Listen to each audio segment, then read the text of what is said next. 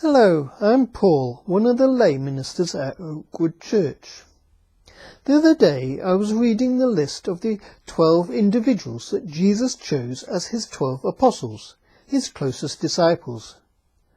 There were names that I recognised, like Simon Peter, James, John, Andrew, but some I knew little about, including Thaddeus.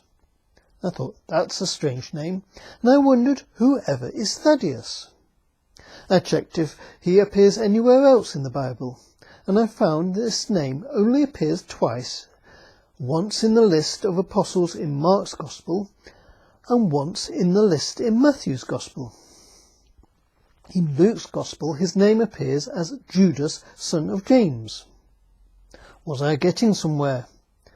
Further research in commentaries and on Wikipedia led me to learn he was also referred to as Lebus, which means heart or courageous, and also as Jude, and that he might have been the person who wrote the letter of Jude. If I continued looking, I could end up with enough for a book, let alone a few-minute thought for the day. Records were not as extensive or as well kept in biblical times, and it seems it was common for a person to be known by several names. Even now, people can go by a pseudonym. Some people try to hide their original identity, perhaps changing their name via deed poll. Yet others pretend to be someone else for deceptive purposes, and we're warned about identity theft. Organisations frequently want to check you are who you say you are, and they ask you to present the many forms of ID, like passports, driving licenses, birth certificates, utility bills or national insurance certificates.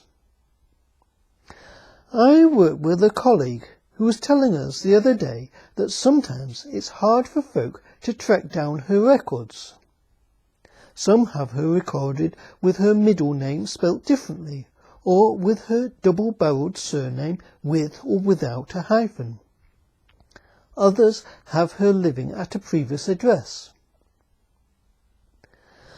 Another example is my mother, who was christened Ida Mary Allison, but was often known just as Allison.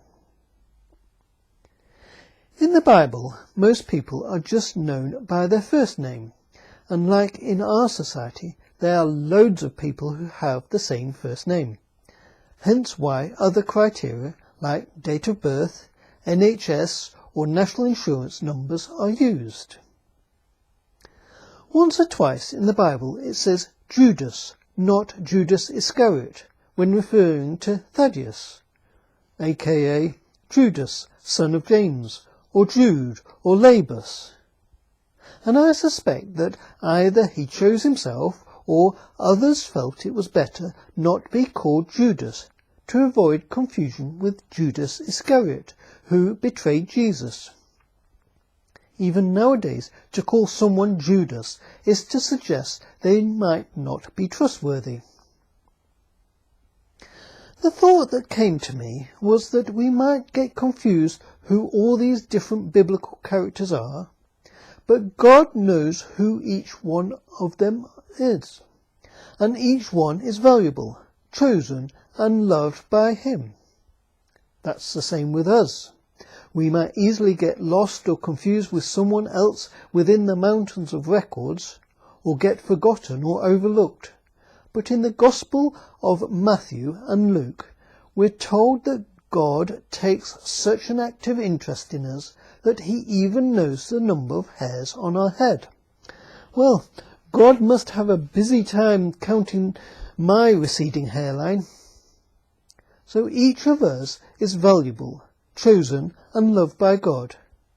Remember that when you are feeling overlooked or lonely. Amen.